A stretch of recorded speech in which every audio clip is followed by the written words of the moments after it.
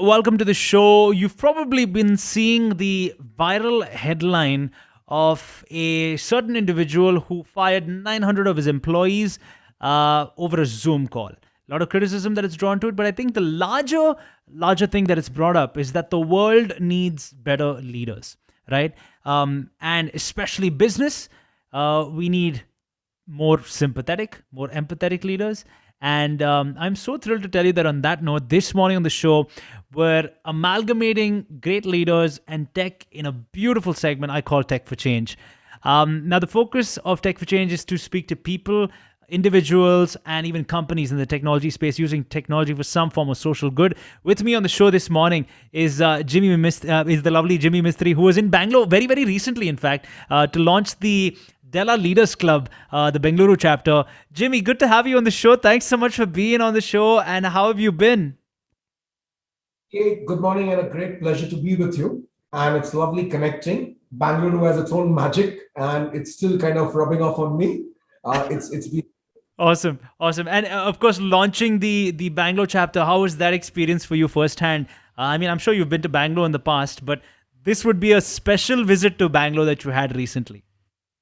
Yes. Bangalore in the past has been to design multiple projects. UB City headquarters at 18 floors was designed by me and so many other places across in Bangalore. So that was during my design K days. However, this was a different journey. Della Leaders Club has been magical in the last 15 months of its inception. And that's what brought me to Bangalore to launch the Bangalore chapter. Let me tell you what Della Leaders Club is all about. I actually It's wanted to give people a little idea about that before we kind of go on. And you beat me to it, but I'm gonna try and nudge in there. For those of you who don't know, the DLC or the Della Leaders Club is a global community. They have entrepreneurs, professionals, young leaders, and the idea is to bring together a positively like a good set of values to impact people around the world. Have I said it right, Jimmy? DLC is the world's first business platform.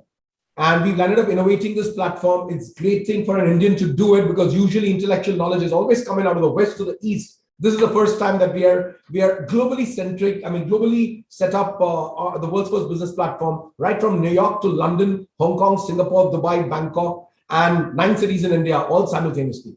So DLC has multifacets to it. One is to help the world of entrepreneurs, professionals, and young leaders in business and in lifestyle. That's one. That's for our members. However, for us, the currency we measure DLC with is the number of human lives a person has touched positively or impacted planet Earth in a positive way.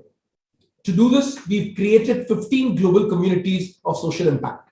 And that's where we are driving people. Thousands of people have logged in already and have volunteered to be a part of our institution. Between these 15 global communities, we've got 54 social impact causes. Some of the most amazing, prolific people in the world are already involved. And today we are launching the Global Social Impact, DLC Social Impact as we call it. Congratulations is in order. So congrats. On that note, I want to get to the larger topic of leadership, Jimmy. I started our chat by kind of citing something that has been making headlines quite a bit. Um, in 20 as we come to the end of 2021, begin 2022, where are we in terms of building great leaders for business from an Indian perspective? And I'll get to questions beyond that, but where are we at the moment, and do we have great business leaders? Okay, leadership begins with empathy. I've been saying it and I've been talking about it, not recently, but I've been talking about it for the last 10 years. Empathy plays a very important role within design thinking processes. And that's where my introduction to empathy has been done with IDEO design in 2006. And since then, empathy is actually a process within design thinking you use as a tool. Right. Now, when you speak of leadership, you cited an example of a CEO sacking 900 of his employees over cold-blooded over a Zoom call. Now, that to me is happening because we have leaders who do not or who lack empathy. The minute you have leaders who have ingrained empathy into their own physical self, mental, emotional self, their families, their communities, and their companies. If DNA of the organization speaks of empathy, starting from leadership onwards, you will never have an incident like this. Yes, people can be sacked. Yes, even I've sacked in times of need. But the empathy has always allowed me to prevail and never do something which is so cold-hearted. When leaders are empathetic, automatically you put yourself in the other person's shoes. Everything else falls into place. The minute a leader starts getting into the shoes of the person understands how to behave, how to react, what to do. And most of the problems across in workspaces or in organizations fall into place. So empathy is very, very critical. Of course, there are so many other traits in leadership, and we have some amazing leaders, exemplary leaders in the history of India, and even today within corporate India. I can go on and on talking about Ratan Tata and so on and so forth. Right? It was a amazing moment when I did a 1 hour talk with Ratan Tata on the future of design. Such an humble human being. Empathy reeks outside. I mean, he's led an empathetic life through and through, be it for humans, be it for pets, and that's what kind of distinguishes boys to men. Ability to be able to take stress, not buckle up, and lead empathy, be vulnerable. So leaders also, that's another very important trait, if I may suggest to the listeners.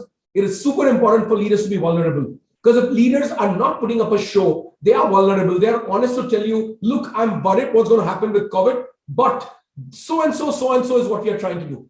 Now, when a leader speaks a language of vulnerability and empathy, connection with humans within your organization is spontaneous. The EQ levels within the organization run so high. Let me give you my own example. Sure, I would love that. We are in the business of hospitality. We run 6 resorts and adventure park and counterterrorism training and stuff like that. So when COVID struck, hospitality had to be shut down. All other organizations were struggling how to deal with employees. And for me, I had to just simply speak to all my people. We started training sessions on Zoom. My gardeners and landscape supervisors who had never used Zoom actually started downloading the app. All of us were connected every day. And we were speaking, almost 300 to 400 of us were speaking every single day. I never had a problem to ever tell them that, look, instead of me giving them a salary cut, I asked them to decide that our income is zero. What do we do now? How do we manage expenditure? So they came up with a formula, and we literally started off by paying 10% and then moved to 25% and then moved to 50%. And the minute our revenues were back, we reversed it out, got it to 100%. Now, I had forget about convincing, because it's my people who took this decision, not me. I was one of them. I was not management and they were not employees. Now, when this fusion happens like this, you never worry about human relation problems. You never worry about the community. So true. And so true. That's leadership, to be vulnerable, to listen to people, to display empathy, which is not fake. Because you need to lead from the front. If you're fake in doing any of this, just because it's politically correct to be empathetic, but empathy is not within your heart and soul and DNA, then the whole ballgame is different. People quick to understand without filters who you are. So it's best for leaders to adopt to empathy. Entire organizations need to have an empathetic approach, because those organizations that do not have a future. Right. And from a perspective of, let's be honest, COVID has not been kind to any business out there. There are very few businesses who have done well through COVID. And like you just mentioned, those are, these are extraordinary times, and they deem in some cases, extraordinary decisions that leaders have to take and things like that. Jimmy, from that perspective, I'd love your advice to, I don't want to say leaders of today, like people who, like CEOs, directors who are listening to this. No, I don't want that. I want your little advice for young individuals out there who are maybe at an associate, executive, senior executive level, who would like to rise the ranks and be better leaders. What would be your little advice to them? Other than, of course, everything you've just mentioned, which I think is relevant to them as well, but especially to the younger folk out there. Okay. I always begin with my own example. So when COVID struck, we were practically all our businesses shut down. We were jobless. It took us a week to kind of gather and comprehend what's happening around. But instantly, I started working on DLC. We pivoted. Let me give you 2 examples. One is in 2009, when recession struck. We would have had to lay off about 600 employees within our interior manufacturing company. Instead of doing that, I innovated a whole new business of Della Adventure Park. And that's how we got into hospitality, right? Because of the recession of 2008-9. Coming back to 2019 COVID and 20 lockdown in March, again, we pivoted and landed up innovating DLC. DLC would have never happened had it been for COVID. So DLC is a pure COVID baby, right? Now, the advice I have to give to mid-rank management people and even down the line is to multi-skill yourself. Take advantage of these breaks that you get in life. Multi-skill yourself, because when you multi-skill yourself, you will never be fired. You're always wanted by every organization, Right. because you will never be a liability. You'll always be an asset. So start multi-skilling, right? That's one. Be very versatile and kind of agile, adapt to change. Today, most people in kind of an adversity do not really raise to the occasion and be positive about it. So what I would suggest strongly is for people to be very positive. In every adversity, look for an opportunity. So, a positive minded person always looks for an opportunity in every calamity, and a negative minded person looks for a calamity in every opportunity. So I would say, be agile, be multi-skilled, take time off, work harder, either early morning or late night, depending on the person who you are, acquire a new skill set. I make an endeavor to make sure I'm constantly acquiring new skill sets.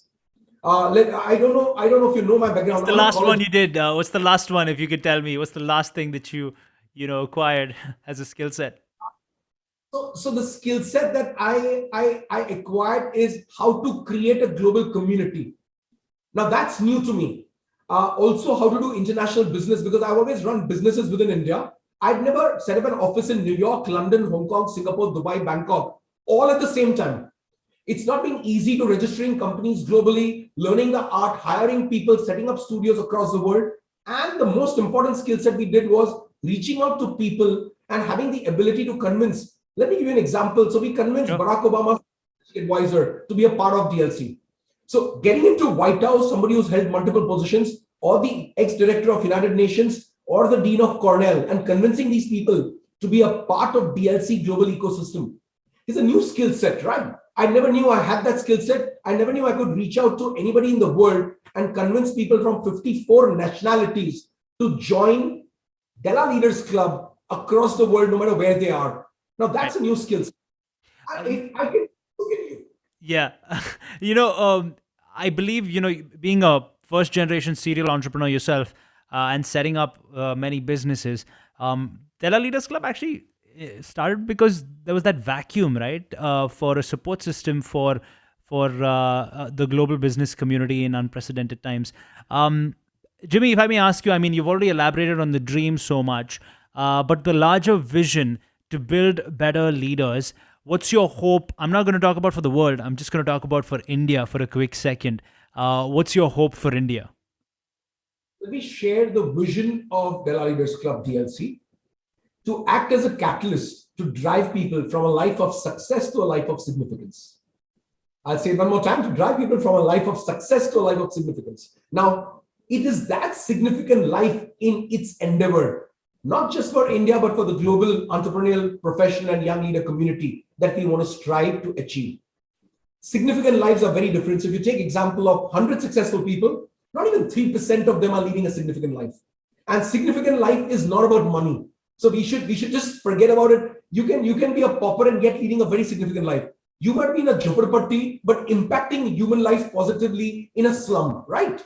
To me, that's a significant life. Somebody leaving behind 5,000 crores or 500 crores for his children is not a significant life. That's a selfish life. So for me, endeavor to lead a significant life, and you cannot start leading a significant life unless you don't have the desire to help other humans. Helping other humans positively is the first sign of significance and is the first measurement of significance.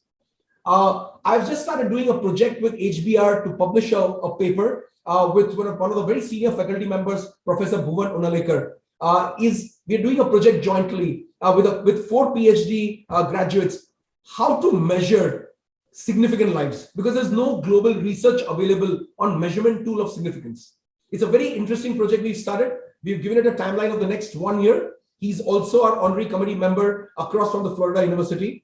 And it's going to be amazing because we'll have some kind of a measurement tool academically to measure a life of significance.